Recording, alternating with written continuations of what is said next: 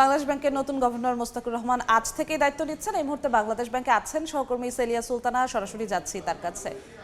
সেলিয়া, আজ থেকে নতুন গভর্নর জয়েন করলেন মোস্তাকুর রহমান বাংলাদেশ ব্যাংকে। 10:40 তিনি বাংলাদেশ ব্যাংকে আসেন এবং তাকে স্বাগত জানান যারা ডেপুটি গভর্নর আছেন এবং উচ্চপদস্থ যে কর্মকর্তারা আছেন তারা তাকে স্বাগত জানান। এবং তিনি তার আগে অর্থ মন্ত্রণালয়ে তার যে চুক্তিভিত্তিক যে 4 বছরের নিয়োগ, সেই চুক্তিতে তিনি স্বাক্ষর করে আসেন।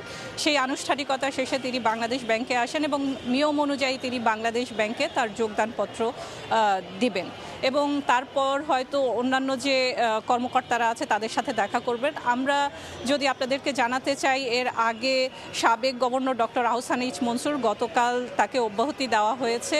সরকারের সাথে যে চুক্তি ছিল সেটি শেষ করে নতুন গভর্নরকে নিয়োগ দিয়েছে অর্থ মন্ত্রণালয় এবং এটি একটি ধারাবাহিক প্রক্রিয়া এবং এটি অন্যান্য ক্ষেত্রেও হতে থাকবে। তাদের যে পরিকল্পনা, সরকারের যে পরিকল্পনা, সে পরিকল্পনা অনুযায়ী আসলে এই ধরনের সিদ্ধান্তগুলো, পদে যে নতুন লোক আসা, দায়িত্বপ্রাপ্ত আসা, সেই বিষয়গুলো তারা নিশ্চিত করবেন বলে কিন্তু গতকালই অর্থমন্ত্রী কিন্তু জানিয়েছেন সংবাদ এবং গণমাধ্যম কর্মীদেরকে।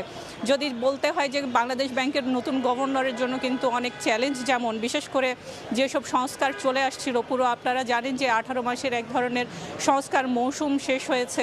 সেই সংস্কার মৌসুমে কিন্তু আসলে শেষ হয়নি বলা যেতে পারে।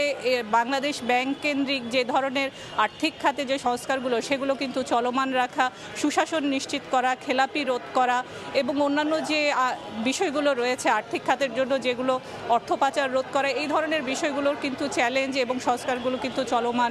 সেগুলোর ফলাফল যেন আর্থিক খাত পায়, দেশের জাতীয় অর্থনীতি পাই, সেদিকে কিন্তু তার চ্যালেঞ্জ থাকবে। এবং একই সাথে কিন্তু যে সামনে ফিসক্যাল পলিসি এবং মনিটরি পলিসিতে কী ধরনের বিষয়গুলো থাকবে, সেই জায়গাগুলো কিন্তু তাকে দেখতে হবে। তবে ইতিবাচক দিক যে সেই রিজার্ভের জিনিসটি যেমন তিনি পাচ্ছেন প্রায় $34 বিলিয়ন মতো, ঠিক একইভাবে মূল্যস্ফীতি নিয়ন্ত্রণ কিন্তু যে স্থবির অবস্থায় পৌঁছে গেছে, সেটিকে ধরে রাখা বা তার থেকে একটি ইতিবাচক পর্যায়ে দিয়ে যাওয়া কিন্তু তার জন্য চ্যালেঞ্জ হবে। এই ছিল মূলত আমার কাছে এখন পর্যন্ত বাংলাদেশ ব্যাংক থেকে সর্বশেষ।